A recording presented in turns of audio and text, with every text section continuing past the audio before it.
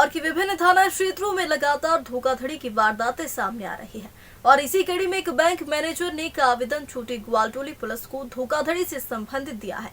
पूरे ही मामले में पुलिस ने काफी बारीकी से जांच पड़ताल करते हुए आरोपी के खिलाफ प्रकरण दर्ज कर पूरे मामले की जांच शुरू कर दी है। पूरा मामला इंदौर की छोटी ग्वालटोली थाना क्षेत्र का है, जहां छोटी ग्वालटोली थाना पुलिस को आरबीएल बैंक के मैनेजर विवेक जैन ने एक धोखाधड़ी से संबंधित आवेदन छोटी ग्वालटोली पुलिस को दिया था, जिस पर जांच करने के बाद पुलिस ने प्रकरण दर्ज कर लिया है और पुलिस ने इस पूरे मामले में बैंक मैनेजर विवेक जैन की शिकायत पर अज्ञात आरोपियों के खिलाफ प्रकरण दर्ज कर लिया है।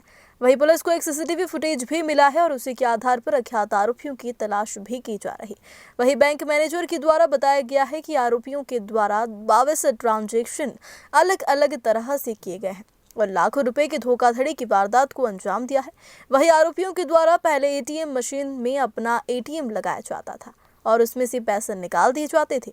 इसी दौरान दूसरा साथी एटीएम मशीन का प्लग बंद कर देता था, जिसके कारण मशीन बंद हो जाती थी और इसके कारण जो पैसा एटीएम के माध्यम से निकला जाता था वह वापस संबंधित अकाउंट में ट्रांसफर हो जाता था।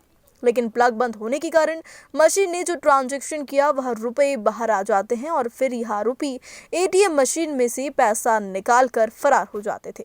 इस तरह से इन्होंने इंदौर की अलग अलग थाना क्षेत्रों में कई वारदातों को भी अंजाम दिया है और पिछले दिनों आरएनटी मार्ग स्थित एक बैंक के एटीएम में भी इन्होंने इस तरह से वारदात को अंजाम दिया है।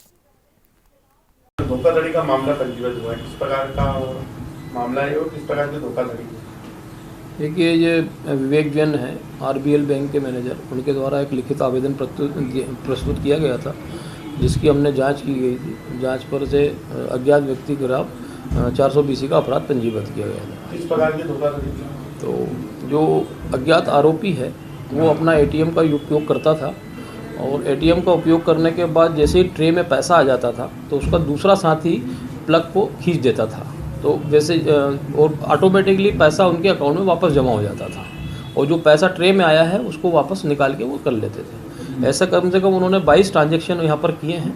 उन लोगों के खिलाफ हमने अज्ञात में अपराध पंजीबद्ध किया। Sir, CCTV footage? हाँ, फुटेज वगैरह आए हैं उनके, उसके आधार पे हम लोग उनकी तलाश कर रहे हैं। कितने की धोखाधड़ी? लगभग 2,30,000 रुपये की धोखाधड़ी है। सर, ये एक ही एटीएम से फ्रॉड होता है या अलग-अलग? नहीं, अलग अलग एटीएम से फ्रॉड हुए हैं। हमारे क्षेत्र में आरएनटी मार्ग पे आरबीएल का एक एटीएम कार्ड है, वहाँ की उसकी शिकायत मिली है।